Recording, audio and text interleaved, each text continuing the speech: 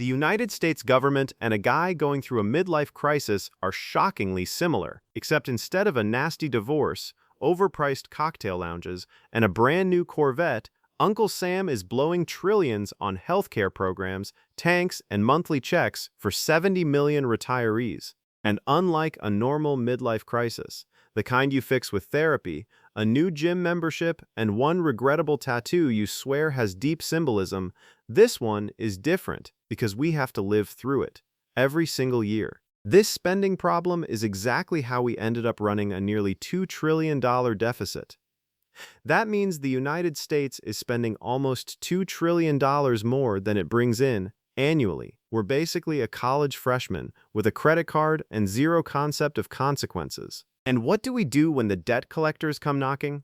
We just borrow the difference every single year, which is exactly why the national debt has exploded past $38 trillion, a number so large it genuinely feels made up. So that leaves us with the single biggest question facing America today. Can we actually fix this? After spending over 60 hours buried in government reports, spreadsheets, and charts that made me question my own sanity, I've reached a conclusion. The only options we actually have left are ugly, unpopular, and guaranteed to make millions of people furious. But before I rip the bandage off, let me give you some quick context first. Chapter 1. How we got here. A deficit happens when the government spends more than it collects. Think of it like an unprofitable business. And the United States has been an unprofitable business since 2001. Recently, it's gotten dramatically worse. Since 2020, we've been running trillion-dollar deficits every single year, like it's become our new national pastime. Baseball is out. Fiscal irresponsibility is in. To understand how the world's strongest economy can be bleeding money this badly, we first need to see exactly where the cash is actually going. This is the part where things get a little technical. Stick with me, it'll click by the end, I promise. Government spending breaks down into three buckets: mandatory spending, discretionary spending, and net interest. Let's start with the biggest one, mandatory spending. This is spending locked in by law. Things like Social Security, Medicare, and Medicaid. It's the financial equivalent of your rent. You handle it, or you face serious consequences. Next, discretionary spending. This is what Congress chooses to fund year by year. Things like national defense, education, and foreign aid. This is the part of the budget politicians love to scream about on cable news. And finally, net interest. The interest we owe on existing debt minus whatever interest income the government receives. It's not optional. It's not voted on. It's simply the bill for all the previous bills we didn't pay. Add these three buckets together, and you get the full federal budget. And here's the real gut punch. Just 5 line items make up nearly 70% of the entire federal budget: Social Security, Medicare, Medicaid, national defense, and interest. Everything else combined is essentially pocket change next to these 5. So when someone on your feed is screaming about cutting foreign aid to fix the deficit, the truth is, it wouldn't solve anything. Let me show you the actual math. In 2024, the US spent $78 billion on foreign aid. Sounds massive, right? It's not. That's roughly 1% of the federal budget. So let's say we cut foreign aid to zero, completely. What would that actually buy us? 19 days of Social Security payments. 19 days, and then we're right back to borrowing. Line items like foreign aid aren't the issue. They're barely a rounding error. If we want to actually fix the deficit, there are only 2 real options. Option 1, cut national defense spending. Option 2, cut mandatory spending, Social Security, Medicare, or Medicaid. That's it. Those are the only 2 levers that actually move the needle.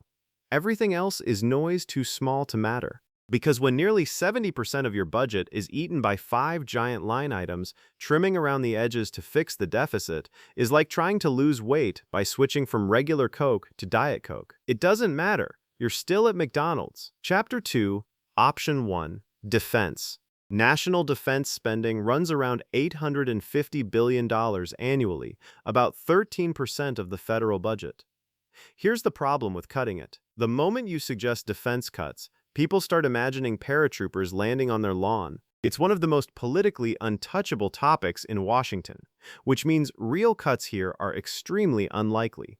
And it's not like we're not overspending. We absolutely are. The United States spends more on defense than the next 10 countries combined, including China, Russia, Germany, and at this point, probably the Avengers. We spend this much because national defense functions as an emotional security blanket wrapped around the entire country. And in a world where global tensions keep rising and the internet keeps insisting World War III is right around the corner, no elected official wants to be the one who cut the military budget. So defense cuts aren't likely to happen.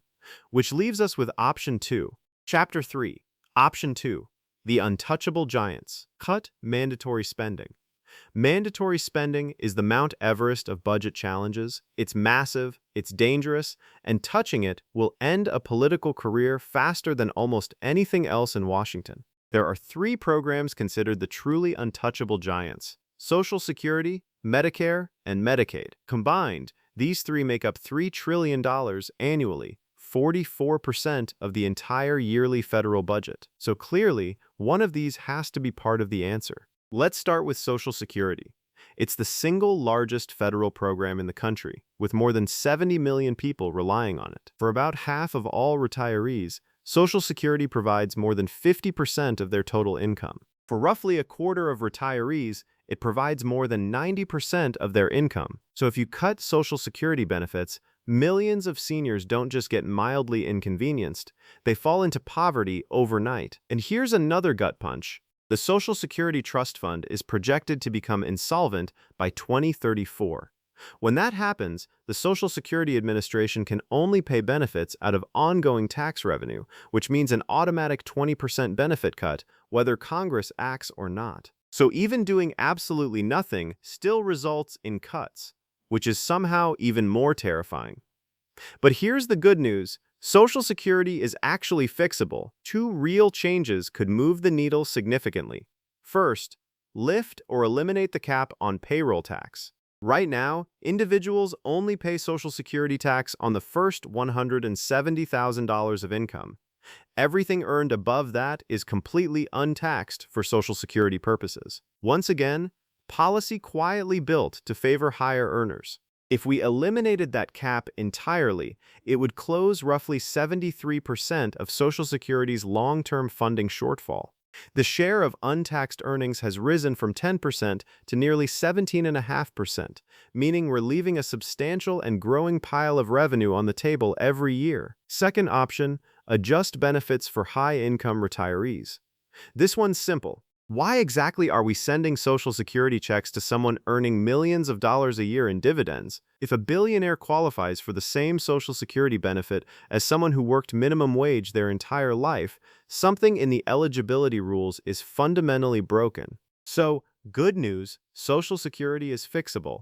Bad news, fixing it requires a politician with the courage to actually do it. Chapter 4, Medicare.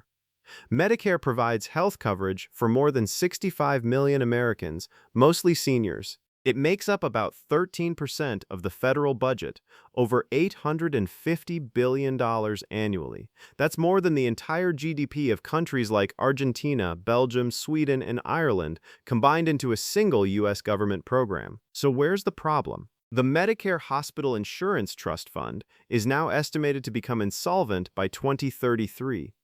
This fund covers inpatient care, nursing facility care, and hospice care.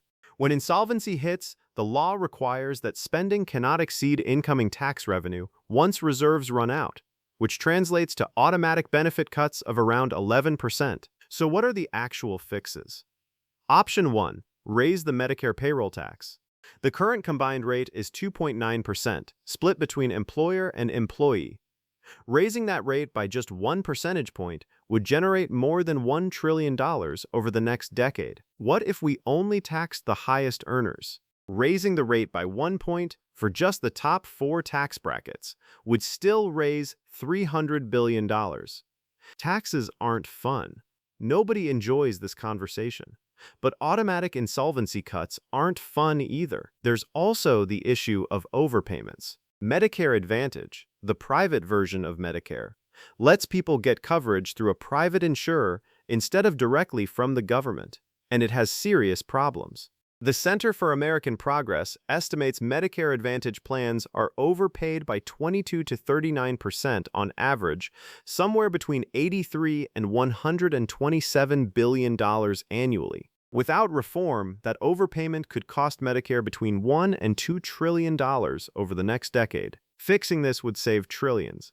It would also infuriate the entire health insurance industry, which is exactly why it will probably never get fixed. Chapter 5. Medicaid. Medicaid covers around 70 million Americans, mostly children, low-income families, disabled adults, and seniors. It's the program that covers Grandma's $7,200 a month nursing home bill. It costs the government more than $600 billion annually, over 9% of the federal budget. Unlike Social Security and Medicare, Medicaid can't technically go insolvent. There's no trust fund to run dry. Instead, it's financed through a federal-state partnership. The federal government reimburses a share of each state's spending, and the state covers the rest, but we're still spending far more than we should. And no, the fix isn't throwing vulnerable people into some kind of brutal elimination contest to lower costs. It's actually much simpler than that. Crack down on Medicaid fraud and improper payments. These are payments that should never have been made, caused by data errors, overpayments, and eligibility mistakes. In total, more than 5% of all Medicaid spending goes toward these errors, costing the government tens of billions of dollars every single year. Chapter 6. What happens if we do nothing? I've covered fixes that could save the government trillions, but what happens if America just decides to deal with this later? This is, more or less, exactly where we currently are. And it leads down a genuinely dark road.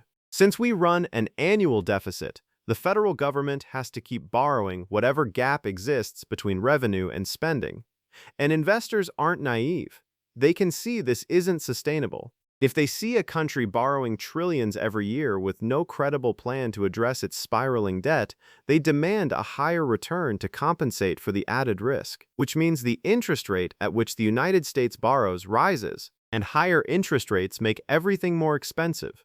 Your mortgage, your car loan, your business loan, your credit card rate, everything gets more expensive all at once. Higher interest rates essentially choke the entire economy in slow motion, but it's not too late. The United States still has a window to fix this, but that window is shrinking every year we wait.